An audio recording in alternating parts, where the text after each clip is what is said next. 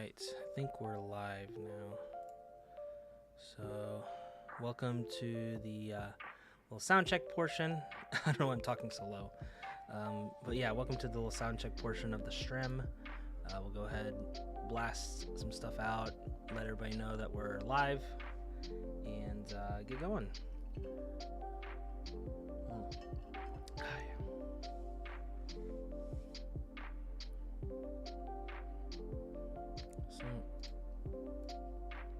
And if the music is too loud, just let me know.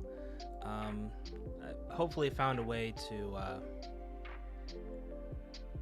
make it continue to go, so I just have it on the background there. So shout out good old Zen Buster as always for the tunes. Artemishi.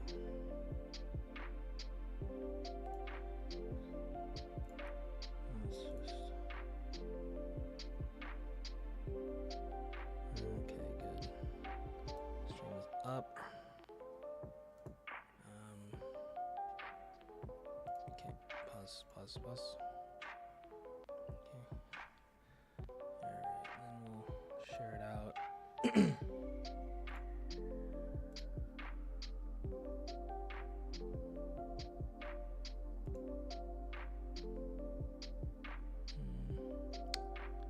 Been a minute. So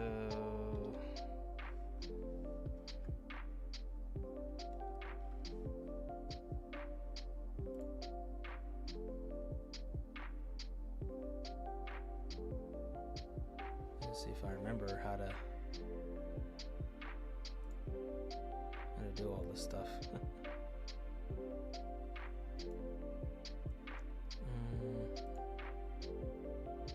Been a while since I've done Twitter or X. See if I still remember all that nonsense.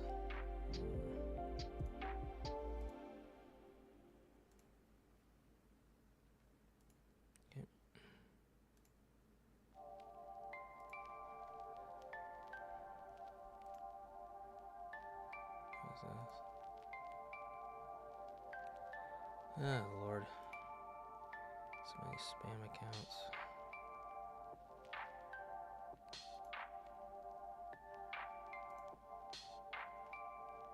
Oh Jesus! Wow, this is so bad. So much spam.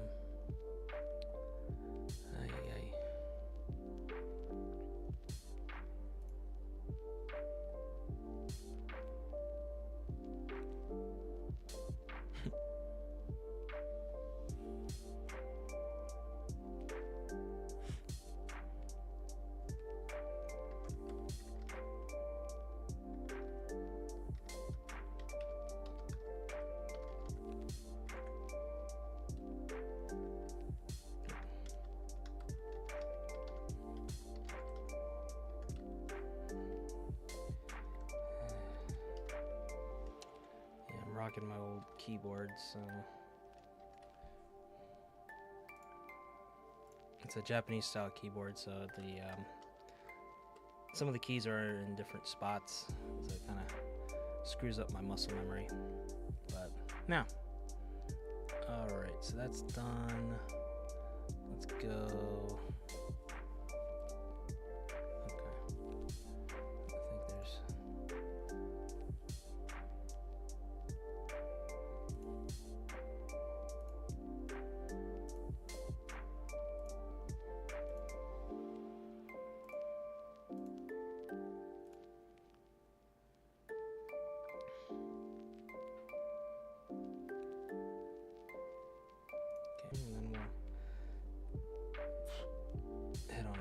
Or not head on out, but get going with the stream. Quite the opposite of that. So, Jesus, could I pick the worst thumbnail? Man, what's up with that face? Oof. Alright. Time to fire up old Discord. Hopefully it doesn't. It might screw up the audio just a little bit. so hang in there.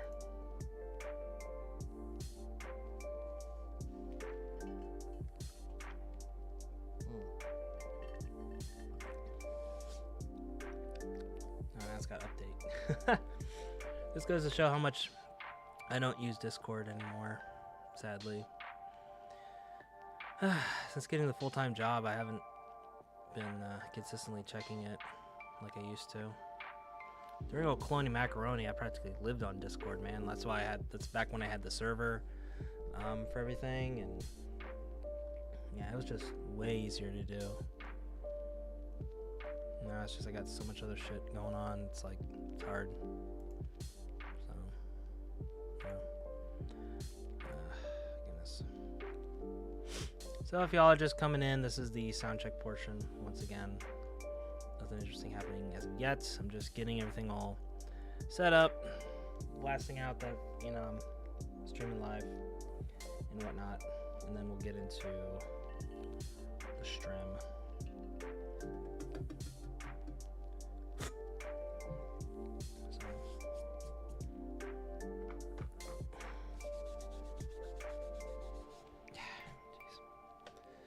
Gotta get this last downloading update for friggin' Discord.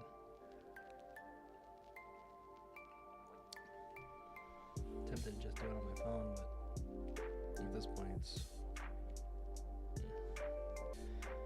well. Let's see.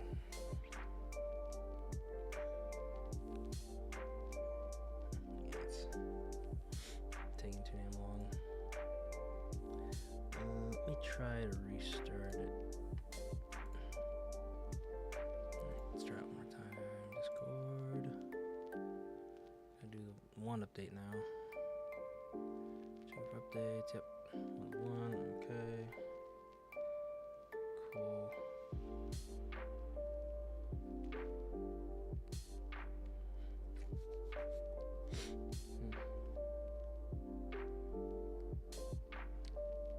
Still taking its sweet time though.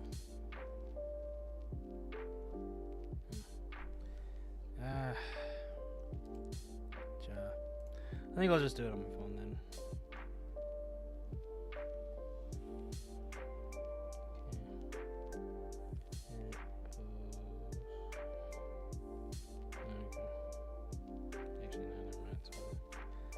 Then, oh, no sound? There should be sound. What's going on? Oh, hold on. There should be sound. What the hell? Should be going on. Let me see.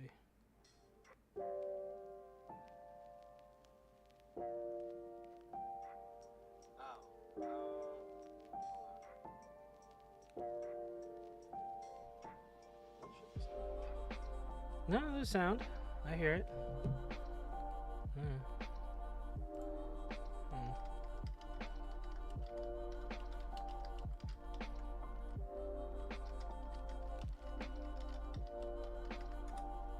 Alright, cool. Oh, it's very low? Alright. Well, I wasn't really talking too much. I just had some music on in the background. Should be good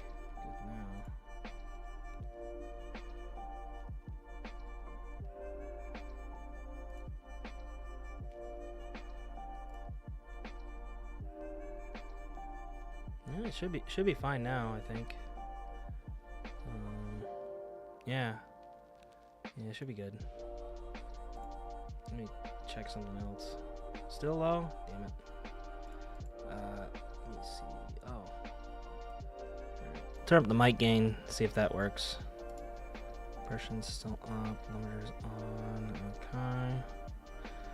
Alright, and then we'll check. Let's see.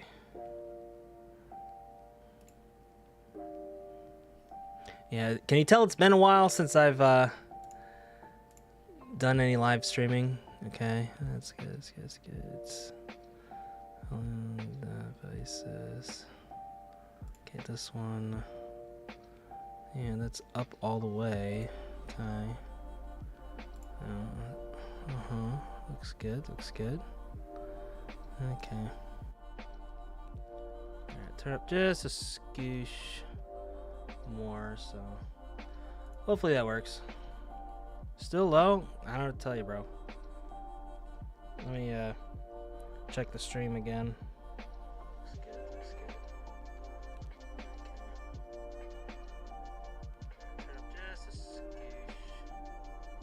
It sounds fine to me. I mean, I'm just checking it on my phone. Might be on your side there, guy. Not sure.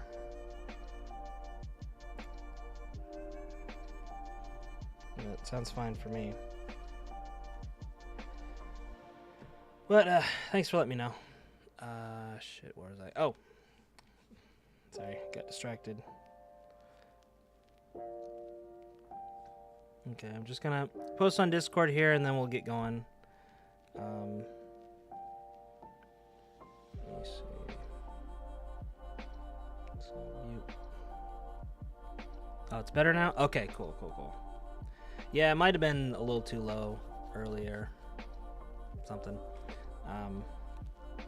I wasn't really talking all that much either, so that might have contributed to it, because right now it's just the soundcheck portion where I check settings, post that I'm going live and whatnot. So I don't have like a standby screen or anything like that. I'm just rocking a pretty vanilla setup as it is right now.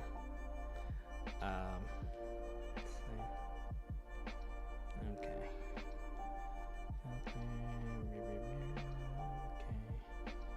Yep, in Japan. That's where I live.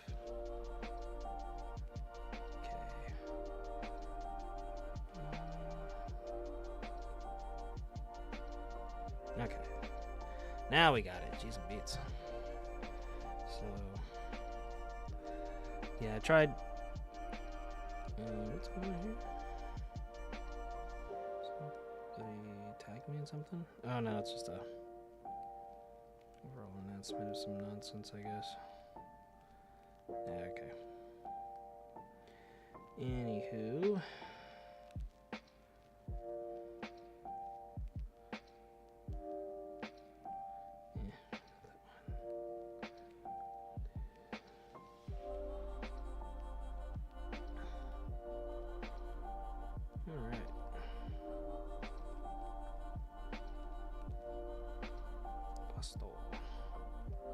Yeah, man, been living out in Japan for over 5 years now.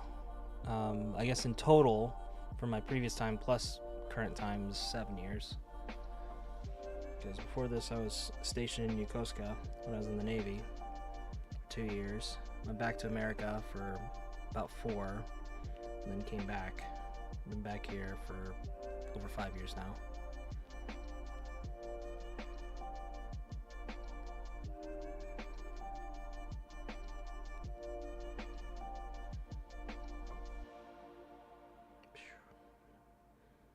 How about you? You interested in Japan stuff?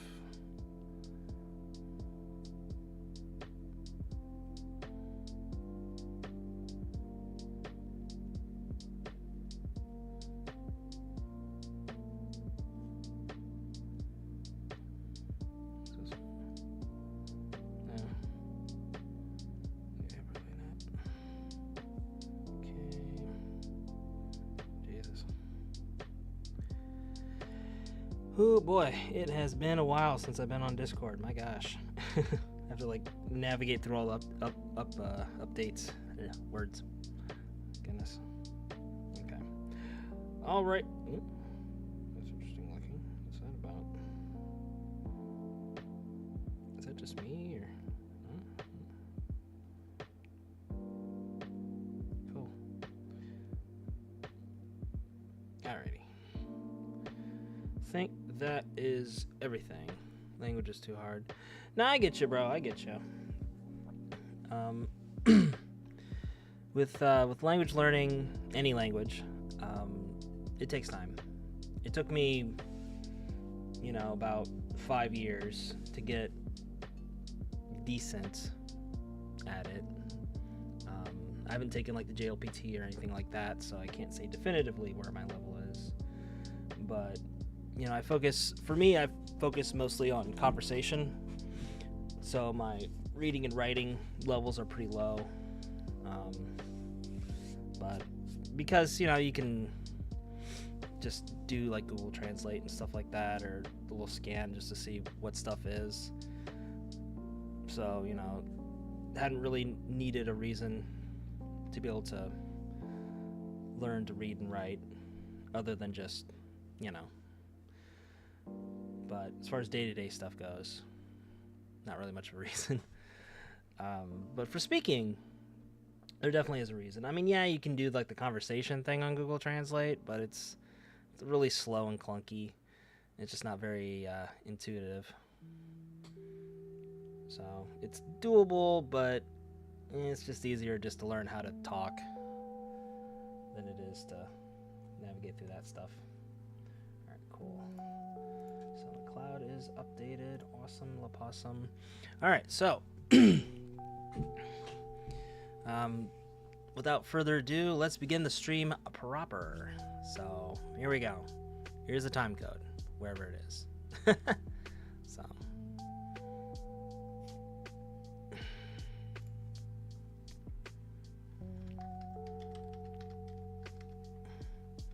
I'll just put that in there for modern reference. Anyway, all right, we're live, pal. Once again, baby. So hey, Andy here.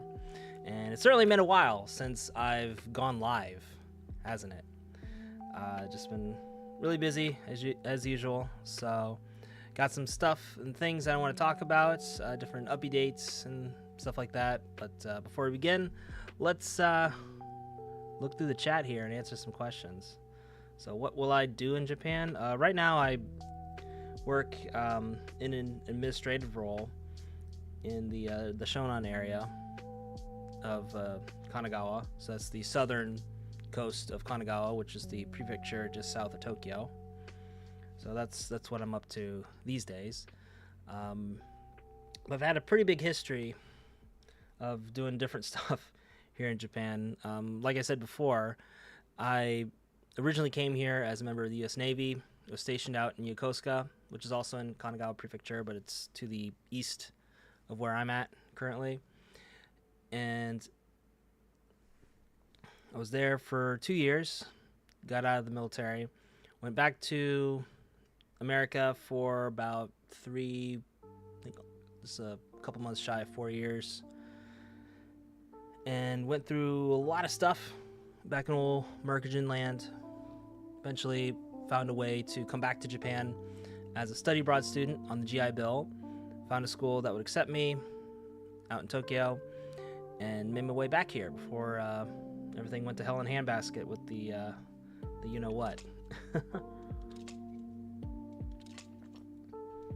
But despite all that, came out here at the tail end of 2019, started classes beginning of 2020, in-person classes back in the day.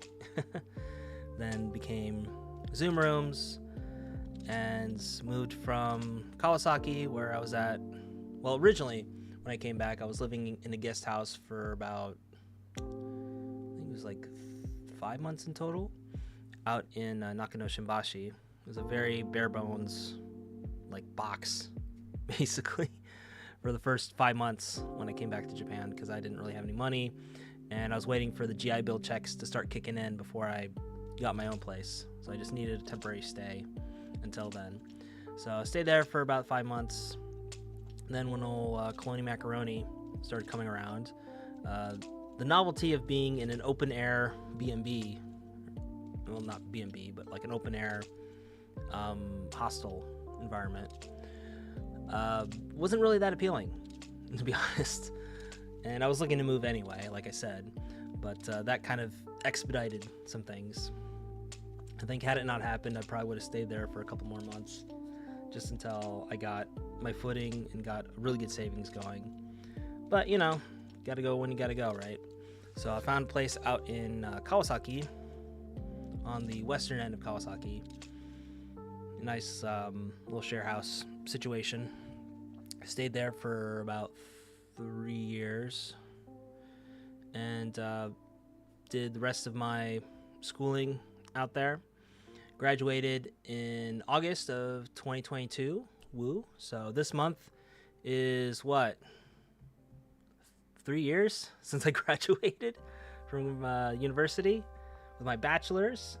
When I originally started, I was going through an associate's program, and after I graduated with my associates, the school announced to me that they were starting up a bachelor's program, but that wasn't going to be until later the following year. So I was basically on like a designated activities visa for a couple months while I was job hunting. And then once school made the official announcement, because there was a lot of paperwork involved, and with Koronske going around, it delayed a lot of stuff. So I had to just hang in there until they made the official announcement that they were starting up 4-year programs. And I was invited as one of the first candidates for that program. So that's what I did. And got my bachelor's in August 2022. Like I said, 3 years ago this month. It'll be 3 years. Let's see, the 7th. What day is the 7th? 3 years on Thursday. So, no, officially 3 years. Hard to believe, man. But it was a really proud moment for me because, graduated in my mid-30s and was the first in my family to graduate with post-secondary education. So it was very, very important to me and my family to do that. And then after I graduated, looked for full-time visa-sponsored employment. Went through a lot of ups and downs with that. Got a lot of part-time gigs, a lot of autobaito and things. While I was in school, actually, because during the early 2020s, we'll say, where a lot of people were like losing their jobs and stuff like that, I was actually like doing really well work-wise. I got a lot of gig work as a videographer, video editor, photographer, loads of work doing that during that time. And obviously, I had to wear masks and, do social distancing and all that stuff. But, as long as I did that, I wasn't really too afraid of, all that stuff.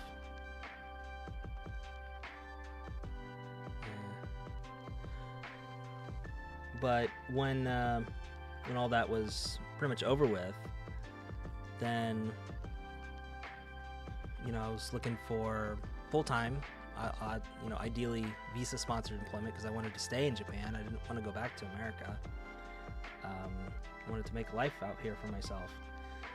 So I was looking for visa-sponsored jobs, and through my gig work while I was in school, I had previously gotten some opportunities to possibly go full-time with it. I was looking at maybe doing like a self-sponsor initially, so I could continue doing videography type work out here. But the thing is, I wasn't making a consistent amount of money every month. Like some months I'd be doing really well, in others not so much, so I'd have to rely more on savings and stuff like that. And because of that, I didn't really qualify for self-sponsor. And also near the end of my time in school, when the country started opening up again, that was around the time where people were going back to the office, and so a lot of the creative gigs and stuff that I had gotten before were drying up very fast, because a lot of these people who wanted to do something creative are like, well, I guess I'll just go back to the office. They didn't have a desire to continue doing that stuff. And even the one job that I had, which I was really, really relying on to be like my first full-time postgraduate job, they decided to just let my contract run out and not, renew me or look to upgrade me to a full-time position. So I was really heartbroken at that. So after, floating around with some baito and some freelance gigs, I managed to find my current gig out here in the Shonan area. in Kanagawa, the coastal side, and I've been out here ever since. So next month will be my 2-year anniversary at that job. So you finished your degree a couple years ago. Yeah, it was 3 years ago as of this month. Officially 3 years on Thursday. On Thursday, be 3 years, and I've been out here ever since. And I was really lucky to find a position out here in Shonan because I didn't really have a desire to live out in Tokyo. I guess if I was younger, maybe, but these days I just it's too anxiety inducing, and especially now with the over tourism and stuff, it's really difficult for me to warrant living in Tokyo. And even visiting Tokyo is difficult for me these days, And so is Japan expensive for living? Well, it depends on your lifestyle and where you're living. Obviously if you live in the countryside, it's not expensive at all. And if you live like further away from the main, like the big cities, or more specifically the big train stations. So if you live far away from, say, Shinjuku, Shibuya, or like Osaka Station, Kyoto Station, stuff like that. So if you live in like more of a suburban area that's within commuting distance, but not like a 5-minute walk from that station, then it is actually quite doable. But these days, with the inflation and everything, and Japan has fought inflation as best as it could, compared to some other countries where I'm just looking at the cost of everything going on in America. I'm like, Christ, how can anybody afford anything? Why aren't we like all living with our parents at this point? And I'm seeing people like in their 30s and even 40s having roommates just to have some place to live. It's ridiculous. In Japan, for the most part, I would have said that it's doable to live on like a basic salary, but these days, man, it's fucking rough. Like you have to have a secondary source of income just to get by, and that's something that I'm coming to terms with, because I figured like if I get a full-time job out here, I don't really spend a whole lot of money. It's just a lot of daily expenses and stuff like that.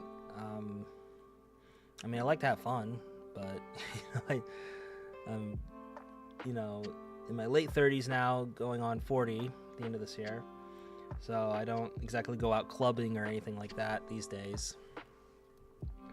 So my entertainment budget doesn't have to be super huge. Just go out on the weekends, especially out here, just go to the beach, especially during summertime, right? So it's pretty easy going as far as that goes, and I don't have to spend a whole lot of money to go out and have some fun. But even still, you have to have like a secondary source of income just to get by. Otherwise, unless you're living in the countryside or something like that, you're gonna have a rough time out here. It's not impossible, I will say. There's plenty of people out here getting by with just their full-time job, but it's gotten a lot harder, especially this year, I've noticed. Because before, like when I first started my job out here, I was able to make it work. I was able to like put some money into savings and stuff. Not a lot, but I was still able to put something into savings. But I noticed, especially this year, just the cost of everything has risen so much and so subtly that it's just eating away at my paycheck. And I've had to like, I went from being able to save up some money, put some money in savings and whatnot, to having to like basically break even every month, to now I have to like borrow money pretty much every month for the past few months now, just to get by,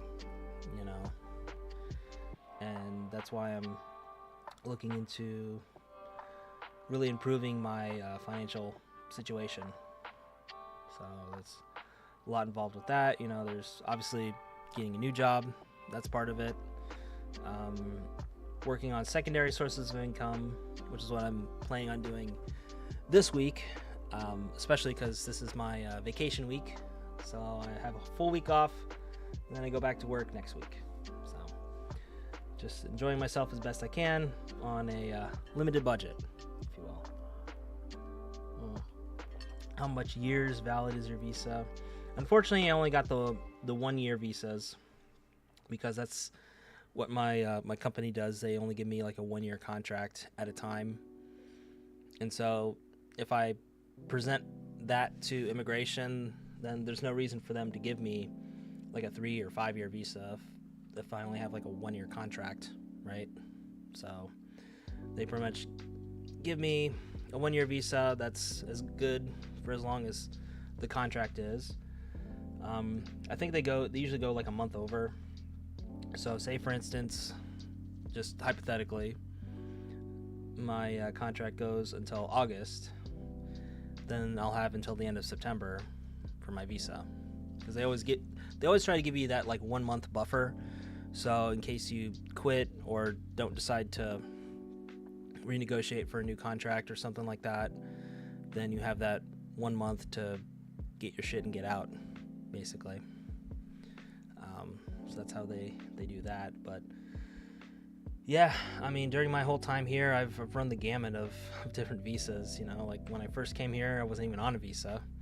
I was on what's called SOFA, which is Status of Forces Agreement. So it's a non-visa visa. It's not technically a visa at all, but it just allows for those in the armed forces to stay in Japan so long as they're active duty, or if they're like a civilian contractor or something like that, they're allowed to stay here under SOFA status. And then from there, when I came back, like I said, I came back as a student, so I was under a student visa. Then I was under what was called designated activities visa, which is like a catch-all miscellaneous type visa. It's for very specific circumstances or designated activities, activities that are designated. And mine was job hunting. So if you graduate from a university in Japan with a degree, you can get a job hunting visa, basically. It's technically designated activities, but for job hunting purposes. And you can get it for up to a year. You are initially given 6 months, and then you can extend that to an additional 6 months, so up to a year. And I had that when I got my associates. In between, you know, finishing the associates program and then starting the bachelor's program, I was on that visa. And then started up the bachelor's program, went back on the student visa. And then when I graduated my bachelor's program, then I went back on the designated activities visa for job hunting. Was on that nearly to the very end. Like, I had single digits left on my visa before I got my current job.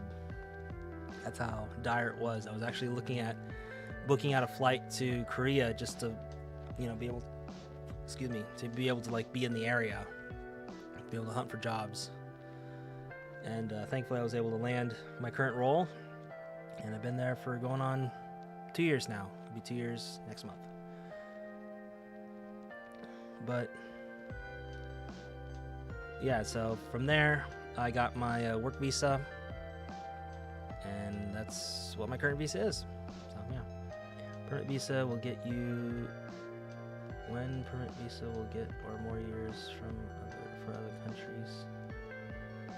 I don't really understand the question entirely, but for permanent residency, depends on your circumstances. Like, there's some people that can get it faster if they have certain qualifications. If they're known as like a high skill visa or something like that, they're able to fast track that. Obviously, if you're married, you can get on the spousal visa, and if you're on the spousal visa for a few years, I believe like 3 to 5 is what I've heard, then you can apply for permanent residency, which doesn't make you a citizen technically, but it allows you to stay in the country. You don't have any job restrictions or anything like that. You're just a resident, basically. I think the only real restriction is you can't vote or anything like that. There's probably some other stuff as well, but you have, aside from voting, you're able to do pretty much anything a Japanese person can do in terms of employment and stuff like that. So, yeah. And then what visas would get you more than just the 1 year? It just depends on, like if you have a student visa, for example, I was able to do more than 1 year on my student visa. I was able to do until the end of my my degree. So that would be ranging from like 1.5 years to 2 years. So I was able to get multiple years through student visas. And then if your company signs you to a multi-year deal, then if immigration approves, which, you know, immigration. So, but if they approve, then you can get a multi-year deal, or multi-year visa, I should say, 4-year multi-year deal.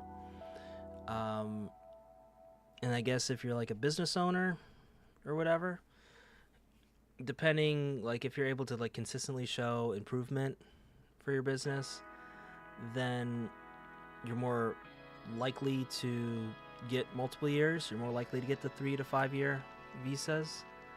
But there's a lot of factors involved with that, and I'm no immigration expert, despite how many times I've been there. Like my one friend, he has his own business, and he's been here for like over a decade, and he's got like the 1 year visas the whole time, but he has been told that, you know, if his business keeps improving the way it is, then they're more likely to grant him a multi-year visa. So there's a lot of circumstance, a lot of luck involved with that. If you're in IT, chances are you have a better chance of getting a multi-year deal than if you're doing something else. You know, if you're doing like a highly skilled thing, you're more likely to get multi-year visas. But it's not really something that you should count on. You know, just expect to get the 1 year visa, and if you happen to get a 3 or 5 year visa, awesome. But don't go expecting a multi-year visa right off the bat like that. So, moving on to old Burns. Kevin, what's up, bud? The world's your oyster, bud. It's true. Thanks, bud. Appreciate it. All right. So now that we've gone through the chat messages, I believe that's all of them so far. So far, so good, right? So let's get into the topic at hand here. The reason that I even started doing this stream, and that is updates and things.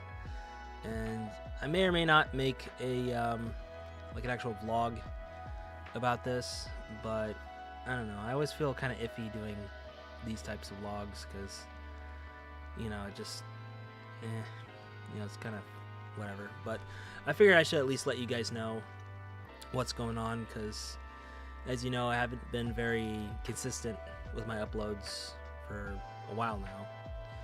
And, you know, the reason that I always say is, you know, because of my job. You know, it's very mentally and emotionally taxing, so by the time I get home, at the end of the day, I'm just completely spent and don't really have the mental bandwidth to work on my videos or anything else.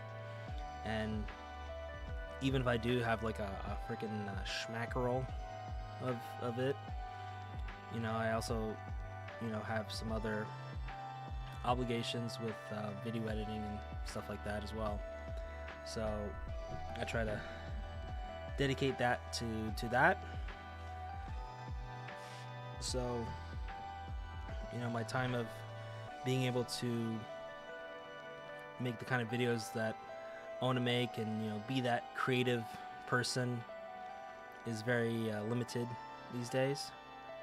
And so, you know, I was just kind of thinking, like, why I haven't been posting videos and stuff. And, you know, the whole, well, you know, my job's very taxing and, you know, it takes a lot of time and stuff like that. But, you know, I was still able to be consistent even when I was in the military, stationed out here. I was still able to make videos and stuff. So that doesn't entirely track. I mean, you know, I can still make something, right? But, you know, these days there's other factors at play as well. You know, like one of the things that I'm really concerned about, you know, especially living in Japan, is the over-tourism issue. You know, when I make videos talking about Japan or showing off cool spots in Japan, it's with the idea that I want you guys to visit those spots. Or even if you can't visit the spots, you know, you have my videos that you can watch and still get that feeling of being there even if you can't be there. And, you know, just my videos about Japan, to me, have that end goal of wanting to show you guys that it is possible to come out to Japan, whether it's to visit, live, work, whatever. You know, just because, as cliche as it sounds, if I can do it, anybody can do it. You know, like I said, I was the first in my family to graduate with post-secondary education. I didn't grow up with a whole lot of money. There was times where money was good, and I was able to, you know, my family was able to do some stuff, but there's also a lot of times where money was very scarce, and, you know, it was very hard to get by. So I didn't have family to rely on as far as me getting myself out here. No, they did help me out in other ways, though, I will say. It's not like they didn't do anything, you know, and I love my family and all. But what I'm saying is, you know, they didn't buy me the plane ticket or anything like that, or help pay for my apartment or anything like that. That's what I'm trying to say. But they helped me out in other ways, you know, with help me, you know, give me a place to stay so I can save up to move out to Japan, things like that.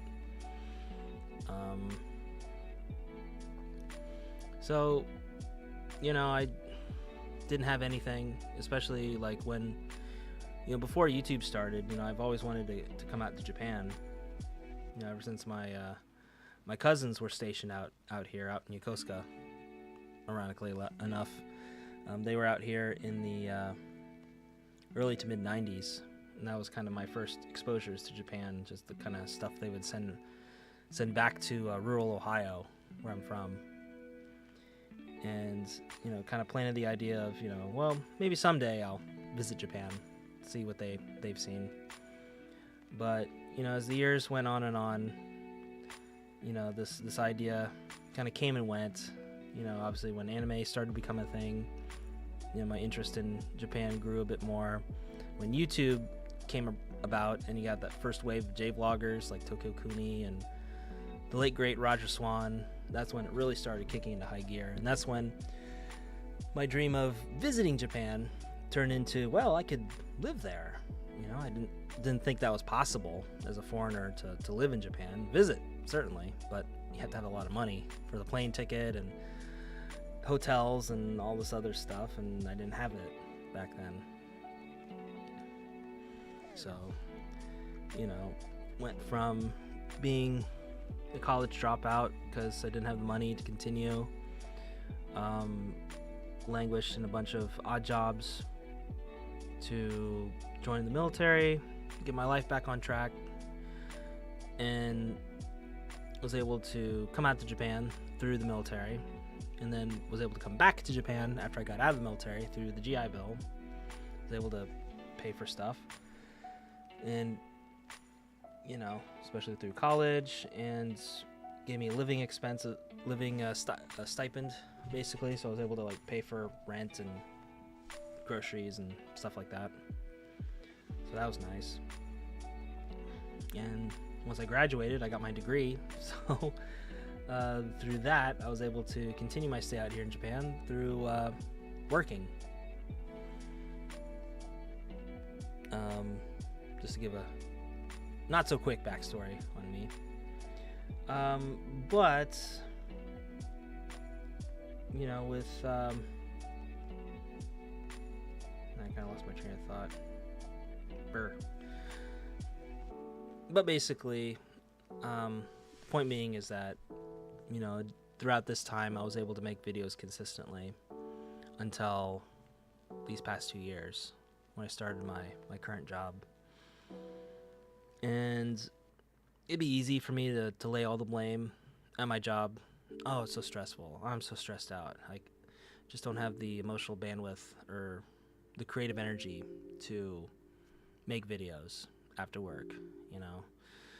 I'm not as young as I was when I was stationed out here, which, you know, is what it is. A lot of excuses as far as that goes. But I think something I haven't really talked about too much, aside from that, as that being, you know, the smoking gun for me not making videos as often, is just the landscape of Japanese content, or content about Japan, I should say, has changed significantly, you know, post Colonial Macaroni, when the country reopened, and you get all this influx of tourism and over tourism in a lot of spots as well. And one of the things that I've been really struggling with as a YouTuber who talks about Japan is, should I continue to talk about Japan?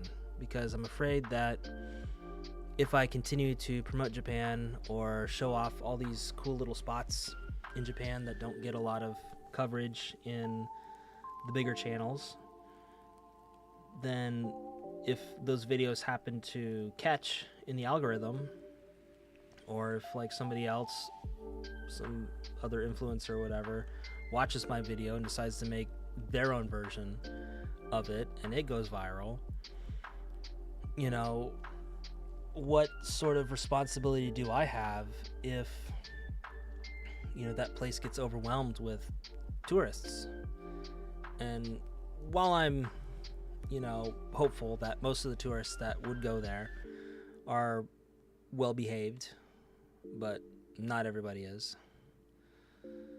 Not everybody has the best of intentions when visiting a place. And, you know, I struggle with feeling responsible if I make a video and it takes off showing a place that I really like, and that place gets overwhelmed with tourists, customers, whatever the case may be, and they have to like turn people away or shut down because it's too much for them. Or you get some bad apples that, you know, mess things up, you know, whether they do graffiti or throw their trash around or aren't respectful of people who live there and are the regulars, and the regulars stop going because too many damn tourists and stuff. You know, what sort of responsibility do I have as a content creator to help this issue? Because I feel like if I feel like I'm in some ways part of the problem if I just go and recommend all these different places in Japan, or do these, like, you know, top 10 things you need to do if you're visiting Tokyo for the first time and stuff like that. You know, I feel at least some sense of responsibility for that. And I just been thinking, like, how can I still recommend Japan and recommend people come to Japan and come to certain spots in Japan without contributing to this over tourism issue, or, you know, bad tourism issue as well. And it's something I've really been struggling with, because I want to show off Japan and I want to make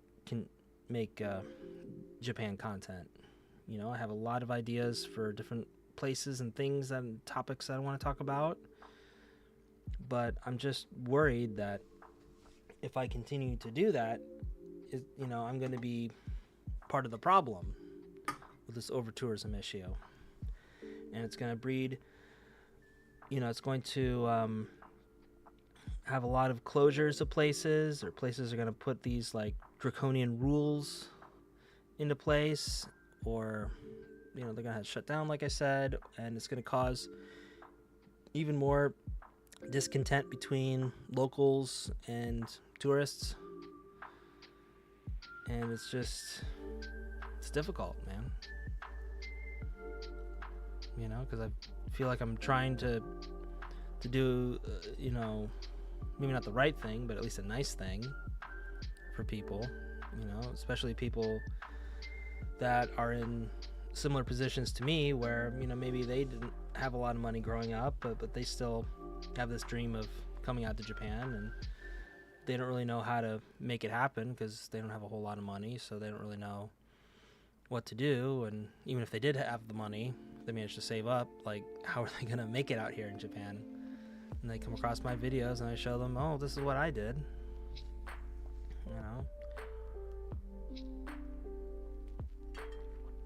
So I've just been really struggling with that sort of guilt of being part of the problem with over tourism. Even if, I'm a small creator, relatively, I'm just really worried about that. So that's why I haven't been making much of anything as far as Japan-based content. Me going outside, or me talking about Japanese stuff, or whatever. I wanted to make an Andy Talks Japandy episode a few months ago. I posted in the community tab about, hey, if you guys have any questions, let me know. And I didn't really get any questions, so didn't make the video.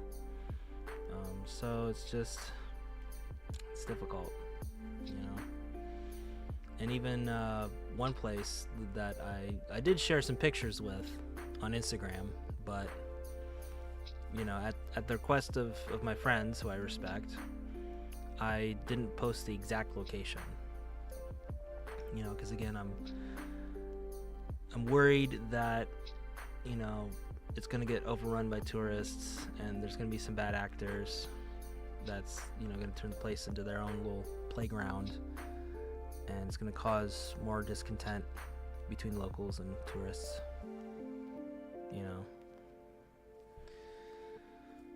So I just label it as it's somewhere in Tokyo, which is true. Technically, it is a place in Tokyo, but I didn't say specifically where in Tokyo. So I figure that's the best way I can go about it. But I can't do that with all my videos. I can't just say, oh, we're in some spot in Kanagawa or some spot in Shonan or whatever.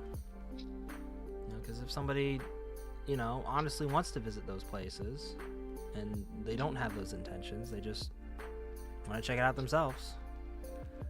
You still play it, Among Us? Among Us. Nah, I don't play Among Us. I played like maybe a couple times with my friends. I believe so. Yeah, it's a chicken and egg problem. What's up, Will and Greggles? Yeah, it's something I really struggle with, and I don't want to be one of those tone-deaf content creators that just says fuck it and just charge on making content, damn the consequences, I gotta get my fucking videos out, because like I said, I love Japan and I want to showcase Japan, but if in doing that, if that causes more strife, it's it's difficult. Got to get back on. Everyone's really Among Us. Really? I figured that was just during old Cloney Macaroni, but okay. Well, I'll check it out, but no guarantees. Tokyo content does well, but Tokyo. Yeah, exactly. Like I said, I'm kind of over Tokyo at this point, to be honest with you guys. At first, I kind of considered Tokyo as just like it is what it is. Everybody's got to make Tokyo content, right? But the scene online and in real life is overcrowded. So even if I did make content in Tokyo or about Tokyo, who's gonna watch my video over Chris Broad's or Charla's or Paulo in Tokyo, or John Daub, or whatever. You know, what reason do they have to watch my video over theirs, right? So that's why I wanted to make stuff in my local area. Yo, Carl! Yep, still in Kanagawa. Still chilling out here in Shonan. So again, you know, like I said, I wanted to showcase different spots out here in Shonan because not a lot of people, it's not that they don't know about it, because they only know pretty much like Kamakura. That's about it, really. And maybe Enoshima if they're like in the know as far as like beaches and stuff like that. But there's like other spots, even spots within those spots that are pretty cool. It's nothing like the movies, so I bet you try to make it that way. That's why you're thanks, bro. Is my mic seriously? Is it really low, or am I just talking low? Okay. I'm going to up this fucker. Okay. I'm also going to turn the music down as well. Maybe that will help. Let me show you here. Is there a, not the volume, but the property? No. How do you do the advanced audio? Ah, cool. Yeah, I hate that it doesn't let you do the precise volume control. You have to go to like the advanced audio shit to do that. So, okay. Volume's max. Seriously? All right. Barely hear. Seriously? God damn it.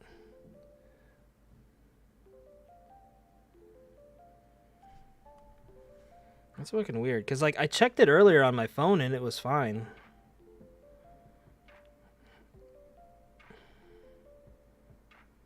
Alright. Barely hear. Seriously? God damn it. Yeah, it sounds fine to me. But I don't know. Let's see, is there a way I can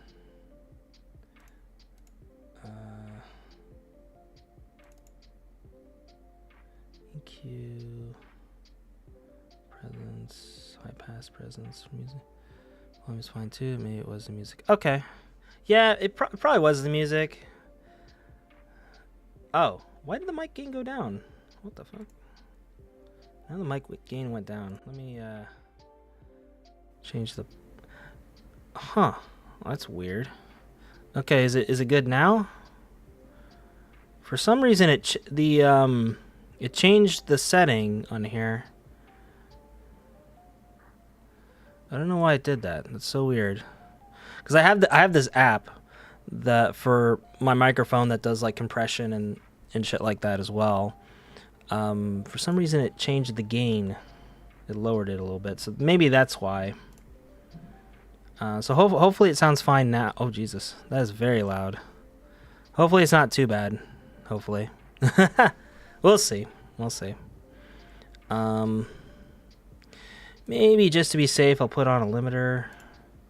Just to be safe. Just to be safe. Okay. See how that goes. All right. Okay. Cool. Cool. Turn it down just a skoosh because it looks like it's way too freaking loud. Yeah, because I see it like peaking a little bit, so I just want to be safe here, guys. I don't want to like blow your eardrums out or anything. But yeah, hopefully that works. Raise the volume of the mic, lowered the music audio, so hopefully that works. Shit, where was I? I was on a tear. I hate my ADHD brain sometimes. I'm just like, what was I talking about? But yeah, oh yeah, content creation. So yeah, that's kind of where I'm at with the Japan stuff. So I'm trying to make that, you know, I guess ethical for me. To where I can still show off parts of Japan without feeling like I'm contributing to the over-tourism problem. So that's another reason why I don't make content in Tokyo as much, because again, tourists. So, and also, you know, it's oversaturated. If people are interested in Tokyo, they're not going to watch my stuff. They're going to watch the big content creators. So it's easier for my videos to be seen if they're about a less competitive area in Japan. So not just Kanagawa, but Shonan in Kanagawa. So anything nearby which would be more attractive than Tokyo. Again, it just depends on your personal preference. But for me, I love being by the beach. I love being by big bodies of water. You know, it energizes me personally. And that's why I wanted to move out here, because I miss being by the ocean. And, you know, that's the big draw for me, living out here in Shonan. And, you know, if you were to come out to this area, the most popular spots, obviously, like I said, are Kamakura and Enoshima. So you got the little Kyoto vibes of Kamakura going to, like, Hase, out to the big Daibutsu. You could go to, there's a couple temples out that way as well. If you go to like northern Kamakura, you can go to Ofuna, which is in northern Kamakura, and there's the huge Kanonji statue as well. So that's pretty cool.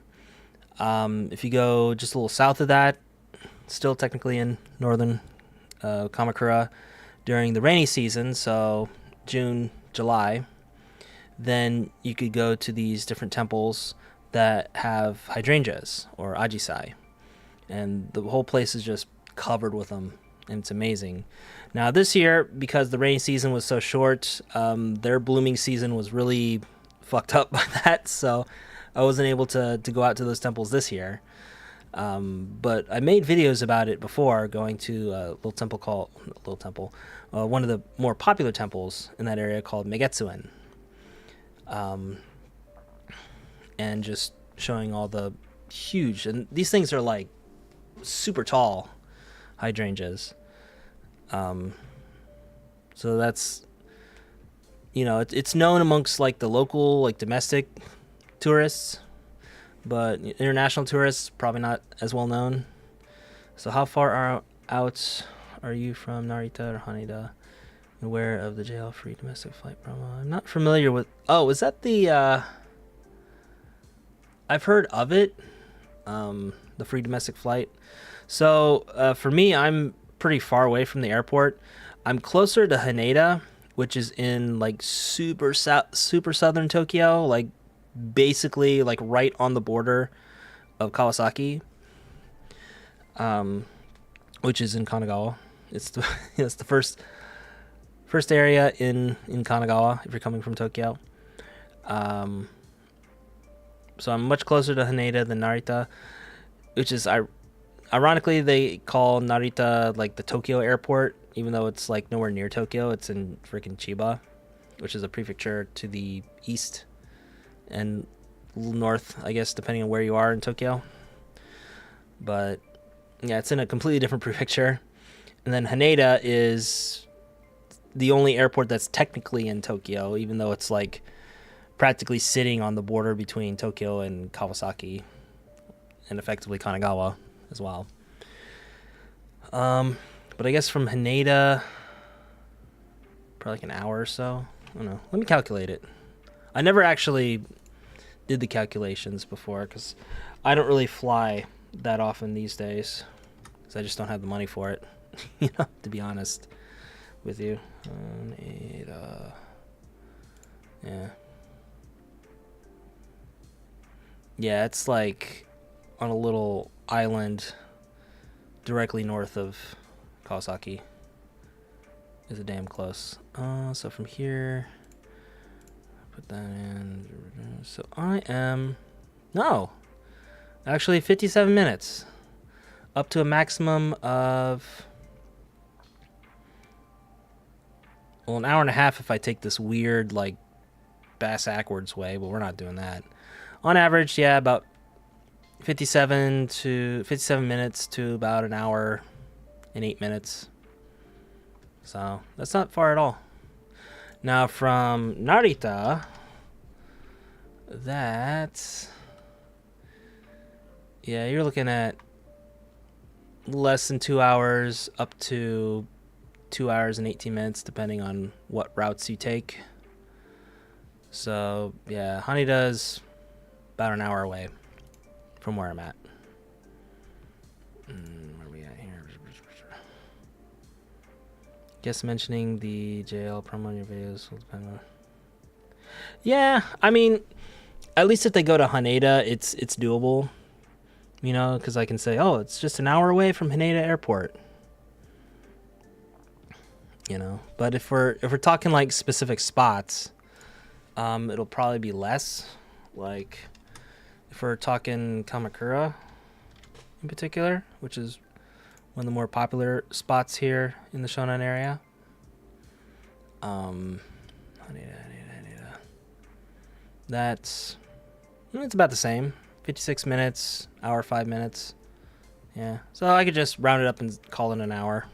About an hour away from Haneda Airport. Easy. You know? So that's doable, but I have to look into the JAL promo before I even mention it. And also, like, if you're promoting stuff in videos, there's a lot of other stuff you have to do on the back end. You know, you have to mark that there's an advertisement in the video, advertisement. And, you know, I don't know if they have like a referral program or like I wouldn't call it a sponsorship program or anything like that. I mean, if they do, awesome. But for a channel my size, I'd probably be easier for me to get like a referral program. So if you guys use my code, then you can get like 10% off or whatever. You know, and that'll give me like a kickback as well. Because I did something similar with my school when I first started there, because they have a referral program as well. Oh, fly to Kanagawa? Technically, no. There's no airports in Kanagawa, technically. But like I said, the closest one is Haneda, which is directly north of Kawasaki, which is in Kanagawa. But the Haneda Airport is technically in Tokyo. It's just like directly north. Like it's right on the border, basically. So, yeah. So they can't directly fly to Kanagawa. At least through commercial flights. If you're in the military, that's a different situation. You know, they have military bases that you can fly to. Oh, no worries, man. I do appreciate the recommendation, though. So if any of y'all have anything like that, yeah, just feel free to mention it. But like I was saying earlier, you know, like with sponsored content and things like that, or referral program, affiliate type stuff. I had something similar with my school because they have a referral program as well. So if you refer a student who applies to the school and they get accepted, they have to like fill out this form as they're applying, saying, "Hey, Andy recommended me to come to the school. I'm applying," you know, and have some information and stuff like that on there. And then if after they apply, they get accepted, then the student gets their certain expenses waived. I think it's like a application fees waived, and then I get 50,000 yen. So it's, you know, it's kind of a win-win for both of us. And I tried doing that on my YouTube channel when I was first out here, but just because of the timing and everything, I wasn't able to get those like referral bonuses and things like that, even though I recommended, I think in total I was able to recommend at least like 5 or 7 students, I think in total, applied to that school because of videos that I put out talking about it. But I think I only got that referral like once. Because again, it depends on how you send out the form, and a lot of them, they would just apply and then tell me, oh, hey, I applied to the school, wish me luck. And I'm like, whoa, whoa, whoa, whoa. You have to like, send out this form first and then apply. Or send out the form with the application, I should say. Otherwise, you're not going to get that those fees waived. And I won't get the bonus. So, yeah, I was only able to get that once because of that. But I was able to refer up to 7 students during my time there. So, yeah. Ocean works as such. Foreign tourists enter Haneda or Narita and then fly to another city. Sir, we'll get that domestic. Oh! Yeah, I have heard of that. Okay. That's nice.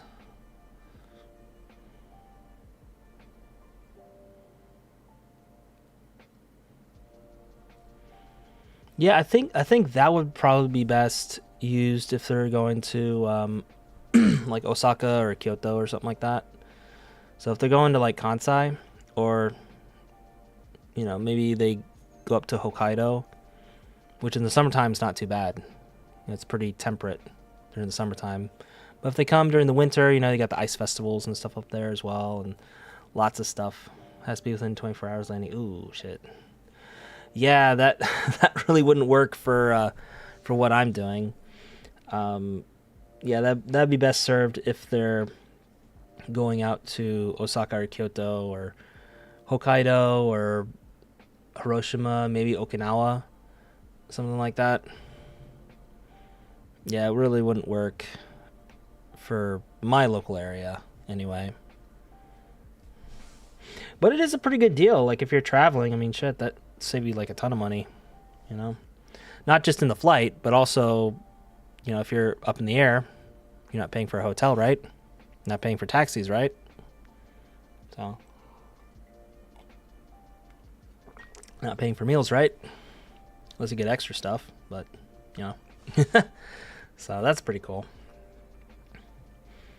Yeah, it only gives you like 24 hours to like hit up a spot and then like go to the airport and like fly somewhere else.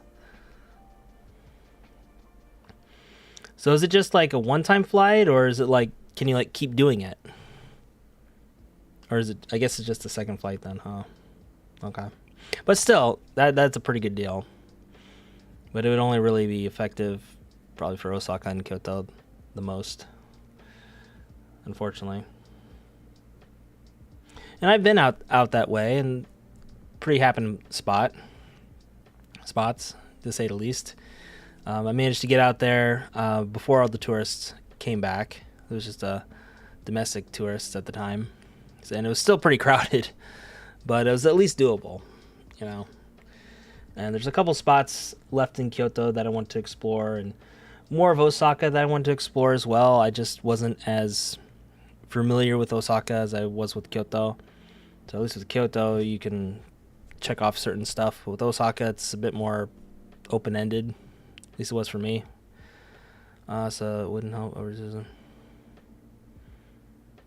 Yeah, either Hiroshima, Nagasaki, or like Hokkaido. If you go to like Sapporo, that's doable.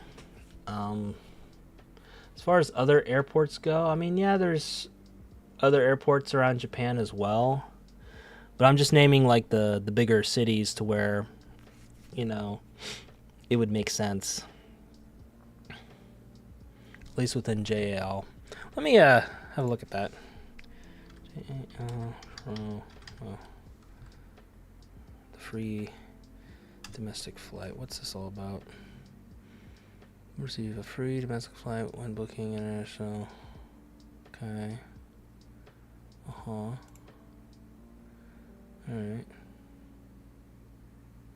Okay, so that works.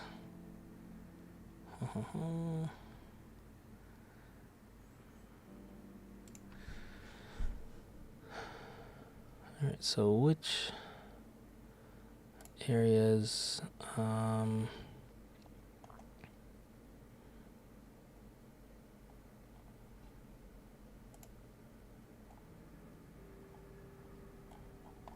Okay, I'm just kind of. Whoop. Sorry, I loaded something else. Never mind. I'll just go back. So yeah, I mean, if they were going to like Okinawa from Tokyo, that'd be another one. Connecting to transfer method. Okay, so they have detailed. Chubo, is that? Oh, it's in Nagoya. Okay. I mean, you could also go to Nagoya too, I guess. If I don't know why. Nagoya's nice, but I don't know. You know, it's not as touristy, so I guess it would be helpful. But there's some cool spots, but I don't know. Yeah, Wakayama is another good spot as well. That's within the Kansai area where Kyoto and Osaka are. Slept on, so Hiroshima would be good. Hokkaido, like I said, Aomori, which is Aomori and Niigata are like the northern parts of the main Japanese island, Honshu. There's other spots like Tokushima and Kagoshima. So Kagoshima is the southern part of the Kyushu island, and the southernmost point of like the main islands of Japan. Then you also have Okinawa as well, and then Tokushima is elsewhere. So that's interesting. Okay, cool. Where are we at here? Right, being 1 hour from both airports isn't too bad though. So yeah. So I mean, like if you wanted to do like a day trip or something to Kanagawa, it is doable. So if you want to do that, you know, depending on how much of a trip you want to make within Kanagawa and what you want to see, you know, because you could go to Kawasaki. There's you know, the what's it called, the Daishi Temple, which is one of the main temples that people go to for New Year's. You know, for Hatsumode, the first visit to a temple or shrine temple for the New Year. That's one of the major ones that people go to. But it has a lot of the same accoutrements as up in Asakusa, which is a very busy touristy spot in Tokyo. And then you have a lot of little spots in Kawasaki as well. Yokohama, I would probably recommend that a little more than Kawasaki because, you know, it has the harbor area of Minato Mirai. There's lots of shops and stuff in that area. It's just a wonderful area just to walk around in, to be honest. Just that the Bayside vibes are really, really nice. It's a big city without feeling like overwhelmingly big, even though it's technically the second biggest metropolitan area in all of Japan is Yokohama. But it's, you know, it still has that like small city feel. You know, it's very relaxing for a big city. And then going further south, like I said, you know, I got Kamakura, Enoshima, which is not part of Kamakura, technically. It's part of Fujisawa, which is the town over on the west side, Kamakura, which is great. Nice little spot. You can look at the, they call it the Sea Candle. It's this large tower overlooking the area. I would only recommend going there during the day. I made the mistake of going there at night because I went there during the winter where they have a lot of like lights for Christmas and stuff set up. And I paid extra so I could get like an overhead shot of all that. And to me, it wasn't really worth it at night. You know, if you just got up to the base area, that's good enough, really. But yeah, there's like a lot of little spots in that area as well. You know, you got the yacht club, which if you want to get, you know, pictures of boats and good seaside photos, that's a really happening spot out that area. If you wanted to explore the beaches, which, I mean, if you're on a 24-hour layover, effectively, maybe that's not the most effective use of your time, to be honest. But if you're out in Kanagawa for longer periods of time, aside from that JL 24-hour promo, there's lots of beaches in the Shonan area that are pretty good. Yugiyahama in Kamakura is probably one I'd recommend the most. It's just one of the easiest to get to and is like a good all-around beach. It has some accoutrements and stuff like that, but it's pretty good all around. If you want more of like if you want to be around like the beach huts and things like that, even though Yugihama does have some, I would recommend either going to the neighboring beach in Zaimoksa, which they have, in my opinion, a better collection of beach huts, even though it's more of a pain in the ass to walk from there to the station than it is Yugihama, where it's just a straight shot. Then you have Sujido Beach, which is like the western side of Fujisawa, which is not one that a lot of people talk about. That's mostly for like families and stuff. The other more popular beach, probably the most popular beach that people talk about in Shonan, is the ones by Enoshima. Some people just call it Enoshima Beach, but technically there's two beaches. You got Nishihama and Higashiyama. So Higashiyama is the biggest beach. It has the most area. It has the most beach huts and stuff like that. So if you're looking for like a hopping crowd and a lot of stuff to do, that's the beach to do it. But if you want just like a more chill atmosphere with really good food choices, I would recommend Nishiyama. If I'm out in that area, I always go to Nishiyama, because I find Higashiyama a little too much for me personally. Nishiyama is where it's at, but it is a smaller beach, and it used to be a very narrow. So when the tide would come in, there'd be like hardly any beach to be had. I remember one time when the tide was really high, like my friends and I would like put all our stuff in a tent, and we'd have to like constantly move the tent back closer and closer to the beach huts because the tide was coming in.